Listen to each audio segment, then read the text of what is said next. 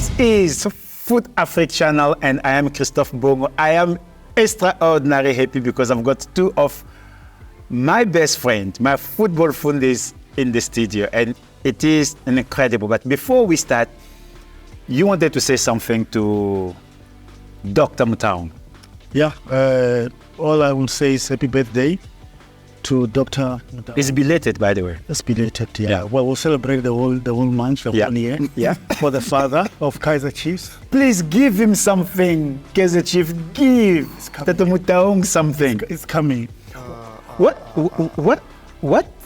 Dr. Motaung, Dr. Motaung, the chairman, represent for South African football? Look, there's a tweet that I put out. He's going to be in the Hall of Fame. Yeah. Ntate. Why did it take him so long? He should have been in the first. It's not him. Somebody's supposed to do it. Yeah, but whoever's doing South African football, he should have been first on that list because of when you look at what he did. First of all, he's a Pirates legend. When he played for Pirates, he was phenomenal. That left You foot, had to say that. That left, no, you can't deny what is. Okay. It's part of history. Okay. Had a phenomenal left foot, right? And when he then went overseas, he came back. Whether you are an opposition supporter, you've got to take your head off for what he built in an institution called Kaizer Chiefs. What he did, he revolutionized football, and it's not by mistake that they were called Cup Kings. When you look at the professionalism that happens in the team, the way that the team runs. When I got in this country, I remember every single first cup that happened, Kaizer Chiefs has won. And they were the first to win things. It was like, give Cup first Kings. to give. I mean, at the time, if you look at the legends that came through that from Kaizer Chiefs, you go back, you're looking at Ace Ntweling, the likes of Ace Ntweling, the likes of, there's still a fight between the jersey number 15 between Malombo and Doctor. The likes of Malombo, the likes of Fetsim Latedi, the Dr. Kumalos that came from there, the Neil Tovey that went on to captain the national team. You've got to say the history that was formed because of the vision that he had, but not only a vision, but being able to implement that vision. It's phenomenal. What? Welcome back to Kosi family. Come on. You can see. No, we are talking about a legend. No. There's certain things, Chris, and here's the thing, and I always say to South African football supporters, there are certain things that you've got to take your head off and say, Kaizer Chiefs, the institution that they are, they're a worthy adversary. My question has been, why Kaizer Motaung, the man, Dr. Kaizer Motaung, and the chairman never put his head or his hand into that basket of running South African football? Well, at first, when we came back after apartheid, they were part of the guys that was running football. He was As a team? He was there, Safa. As a team? And of course, he resigned and went back to run Kaizer Chiefs full-time and the PSL. So, as I said, it's political and all that. But they're contributing, and he has contributed in football. No, there is no doubt. I was in the group when we were young in year 2000, when we were bidding for 2006, and we saw how much work they've done for the 2010 World Cup. But the question I was asking is, everything he has touched is turned to gold. Forget me for the pants of saying gold because Kaizer Chiefs is black and gold. We understand. You kind of say his leadership and his vision being in the helm of Safa could have played even. Look, for me, you've got to remember then there was a body called the NSL that was formed. Sure. The NSL now has got a professional wing, which is the PSL, which is doing phenomenally well. Exactly. And what it is that by running that, those are the forefathers. They've done well to get us this far.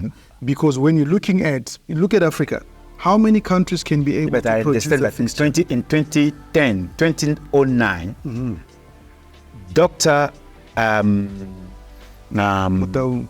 Motaung, Koza was in the same position as Dr. Motaung, but he wanted to be the president of Safa.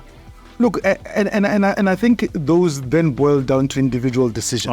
Okay. Because when you then look, and most people may not even understand this, by Dr. Khoza standing for the presidency of SAFA and being the chairman of the league, you give up a lot.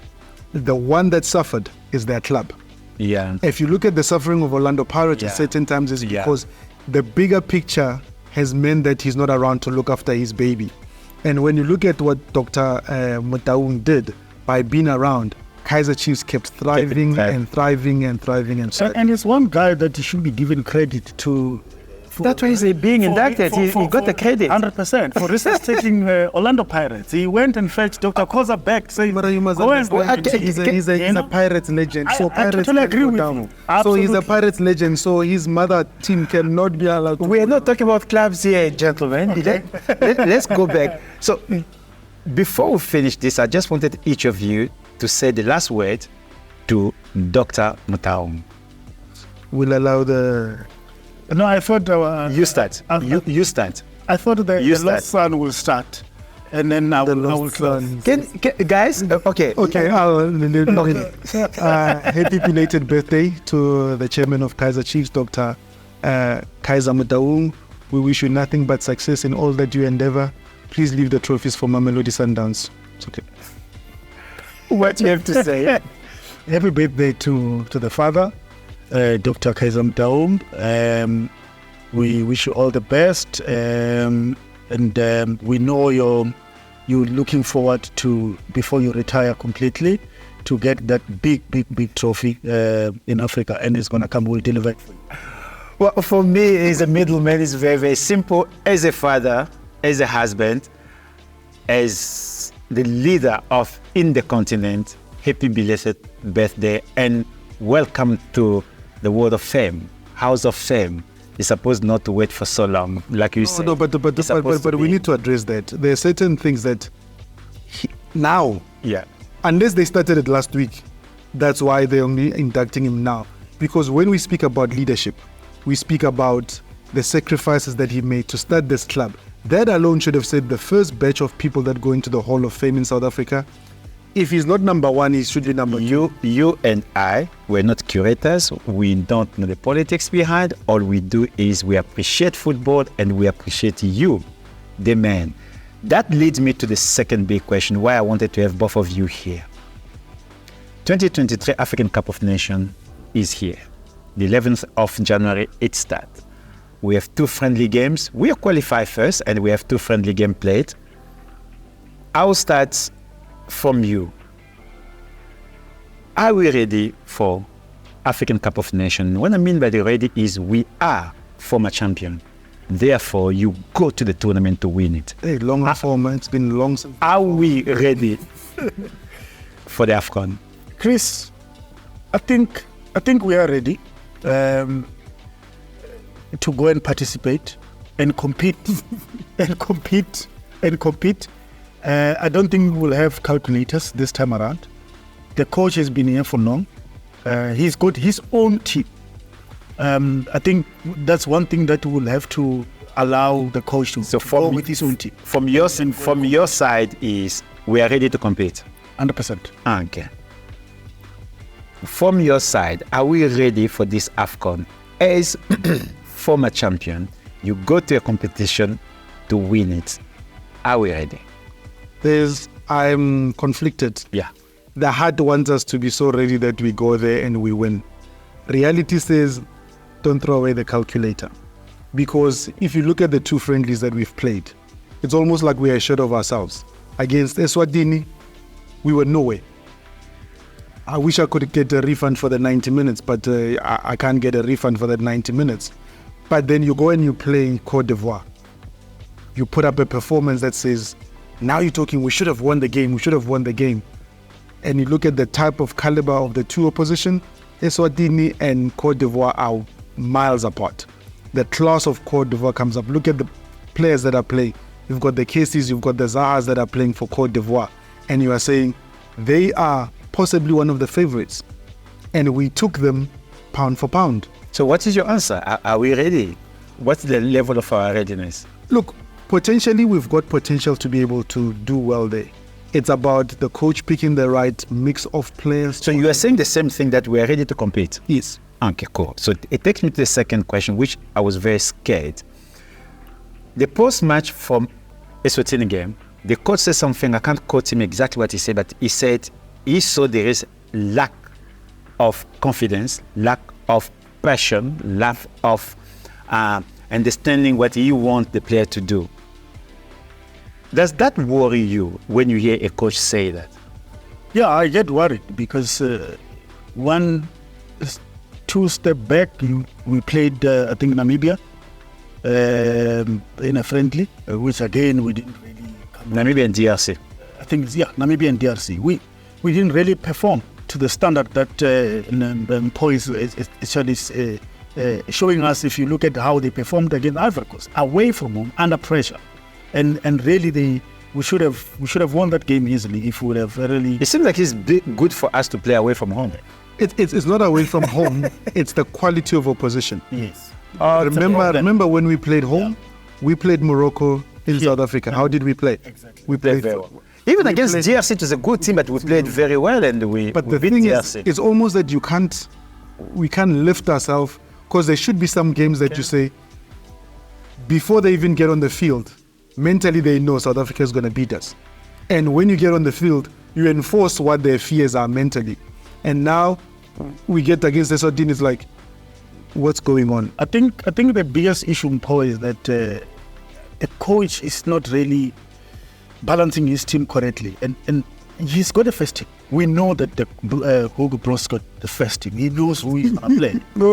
But honestly, you can mention 6 Do you players. trust that starting 11? Well, trusting or not trusting, I'm not the coach. Okay. He's the coach. He plays But players that. But I'm saying, my point is that when you're playing teams like that, that's where you shouldn't be testing the other players to say, if a player so and so is not there, who is going to play in that position?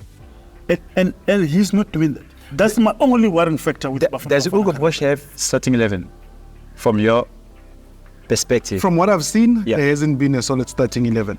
There has been chops and changes, and maybe some of them injured, because you'd hear Tembazwan was injured, couldn't play. Sailor couldn't play, Motaung at the right back. And then you had some players but there's been quite a number of changes from when Hugo Broos came, during Hugo Broos, and you've had the likes of Yusuf Mat, who was a big part of the team. He's no longer even in the mix. There was a mention of some youngsters are the way to go. Gentlemen, are we progressing? A snail's pace. Yeah. We are going so very, very, very slow. By the way, Why? The problem is that if you were to challenge the coach, he has played 17 games and he has lost 2.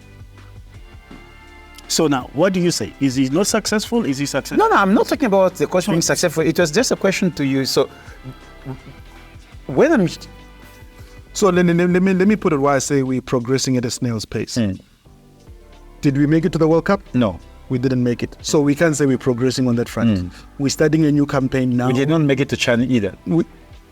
Goodness. But the coach is never around for Chen. That's another issue to be discussed. Absolutely. So if you're not there for Chen, who's testing these players? You have a coach who's sitting in Zhuaneng and is now the coach of. But then you look at, we've qualified for the AFCON, which we haven't done in some time. So it's a plus on his side, and the stat says he's done well because you've got W's that are there. The problem that the Mashaba did very well as well, statistically speaking. And where did he go? No, that's no. When two of you start talking about statistics, I'm just saying. No, but remember that the reason he left were non-footballing reasons. Exactly. You must shake the right people's hands when Chris. So when you then look at it, you've got to be able to say he's qualified us to be there. Now we've got to give him the platform to say this is what you qualified for. Yes, Zimbabwe was dropped from the group. No, forget that. We're qualified. So now we've got to be able to say, let's put our best foot forward.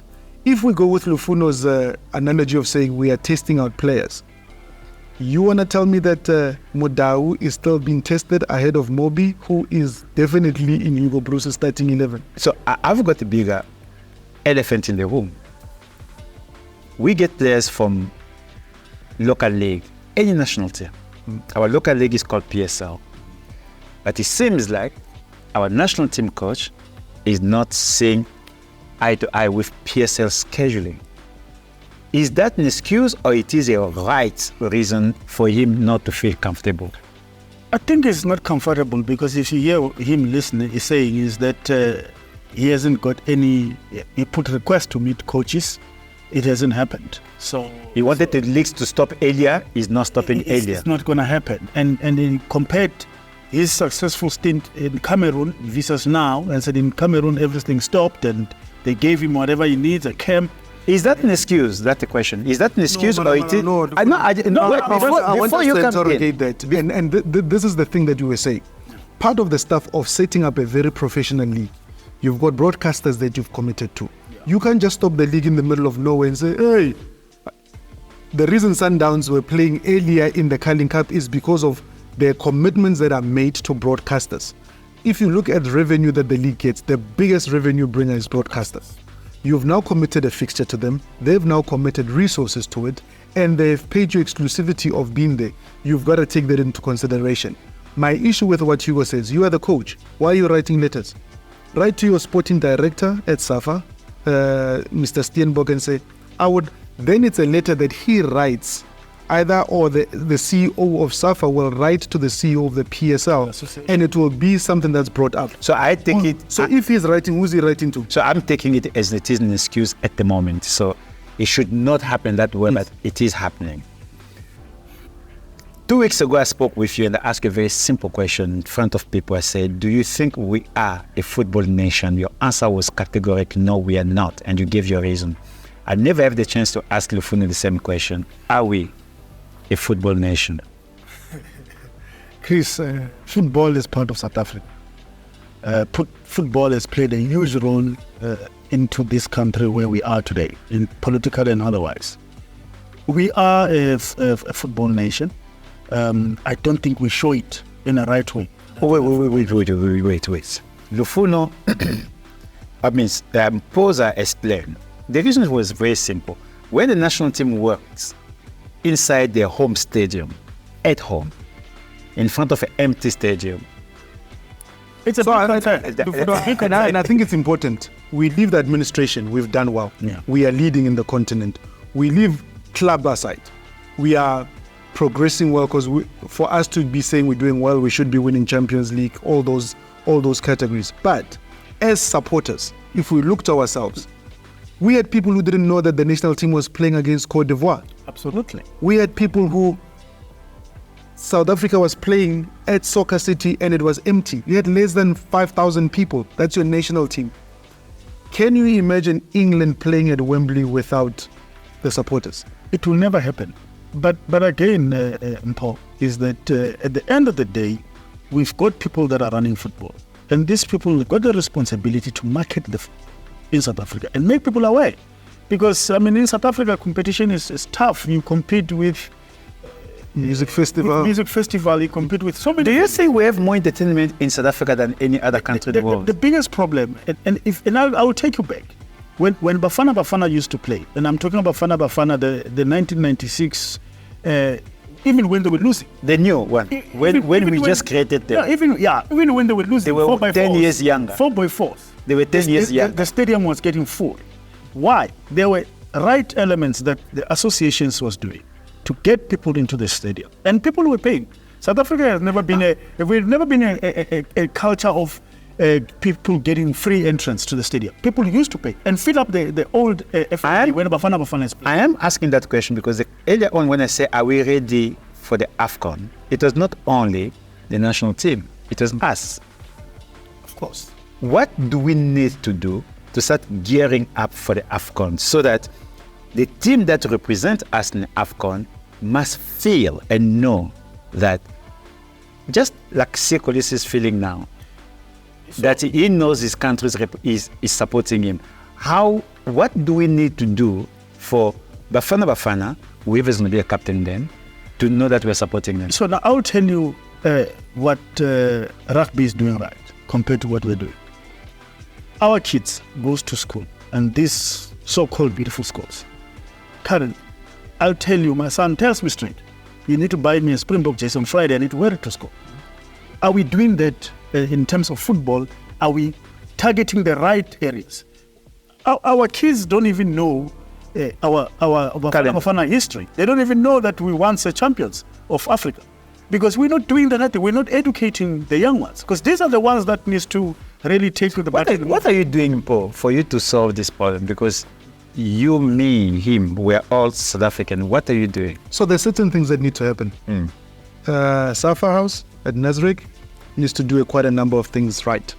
Because whatever they're doing now is not working. But they're there because we put them there. They were not there because of themselves. But understand right now, it comes from the talent side and from a legacy side. And now you look at, in June, everybody knows in rugby there's a Craven Week. In December, there is National Weeks. So it means participation from a very young age from schools is something that happens. In football, it's about the development teams that can be able to put up that. There is no structure that, yes, you've got tournaments. You've got the Engine Cup, you've got the Ben Bale tournaments, and you've got the Coca-Cola Cup, got the McDonald's, you've got the Sanlam K-Motsipe. Those are tournaments on their own. Is there a national program that says, this is what we're looking to get? That national, if there is, we're not seeing it. And when we get to a time where we must review, because we were supposed to review the original plan of SAFA 2022-23. No, we didn't review, we just moved to a new one. Whether there's a new one or not. But also is then you then go, now Bafana is playing, we now have got to build around Bafana. You can't give Lufuno 2,000 tickets and say, give your friends. He doesn't have 2,000 friends that he can give tickets to. And those are the things that you look at and you then say, get the right people. Yes, you can use influencers. Yes, you can use people that are known. But market the team so that everybody knows. Let the team be known to everybody in Soweto, to everybody in Mamelodi, to everybody in Khayelitsha, to everybody in Ulundi. All those things are things that will lead to us being able to support. You know what is a strange thing, Chris? If Banyana plays tomorrow, the whole country knows. But run by the same organization. That's the strange thing. And then the stadium is full. But Lufuno, there's another thing that we didn't say.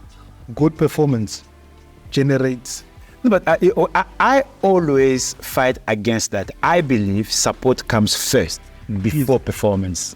I really, really believe in that. I believe, listen, when you had the coach Steve, Chiefs are not doing well. They actually drew 10 games. But they had more support.